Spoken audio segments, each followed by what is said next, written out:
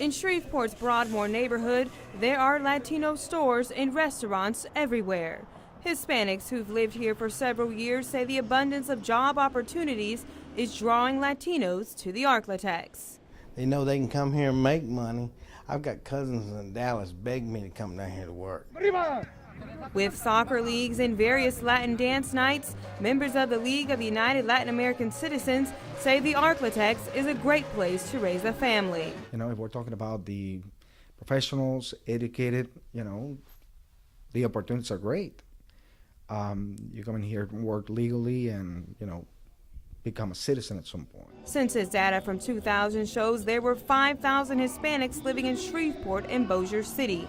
In 2010, that number jumped locally to nearly 10,000, and that's not including Latinos living here undocumented. There are Hispanics folks here from Mexico, Colombia, Argentina. There's a lot of doctors here.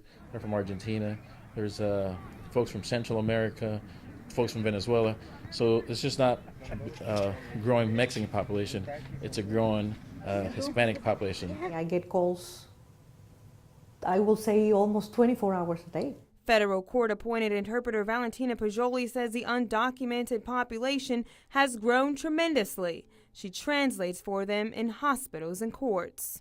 I have seen, I don't know how many kids being born here in Bossier City and Shreveport. And maybe you can find that they have a family in Mexico. They will send money, but they will have a family here. So they will be providing there and they will be providing here. They are moving both economies. With such a growing Latino population, one might ask, why aren't they running for public office?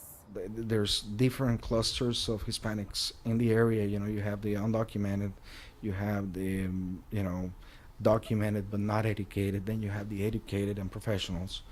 And there hasn't been a point of encounter for all of them. So many local Latino business leaders believe their youth will move into leadership positions and one day run for mayor or city council. Stephanie Claytor, NBC6 News.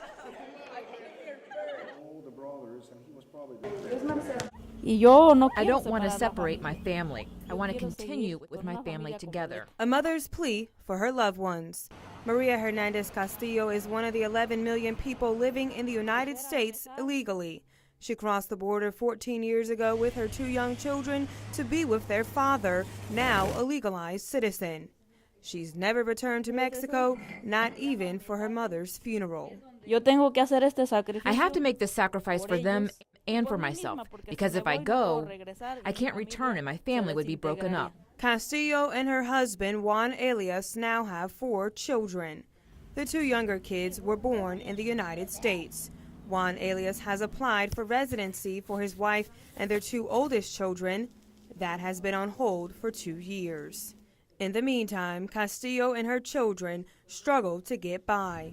Her husband works in construction and pays all the bills. Neither she nor her teenage kids can work or drive legally and have few options if there's an emergency. I had a minor accident, and I was only arrested for not having a license.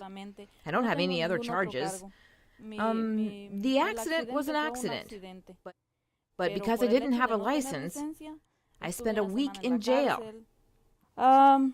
It was an experience. Her 2 oldest children, Noel and Ruth, value the rights American citizens take for granted, rights they don't have. I usually try to keep it in, but it's hard sometimes. Noel is an artist and even received honors from Congressman John Fleming for his work.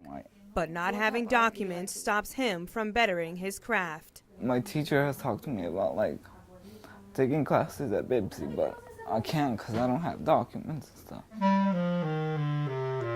Sister Ruth is a talented runner and musician, but not having a driver's license stops her from pursuing her dreams.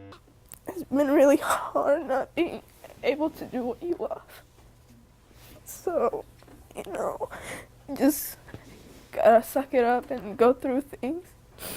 And with 11 million people in similar situations, their situation is far from unique. I have had, I don't know how many, that if they don't have the tail light, they will go to jail for a taillight, for a seat belt.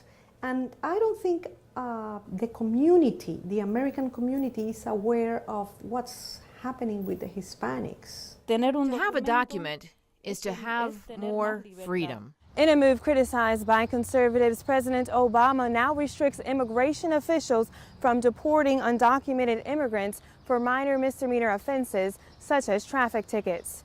Those resources will now be used for felons and repeat offenders. Reporting from Shreveport, I'm Stephanie Claytor, NBC6 News.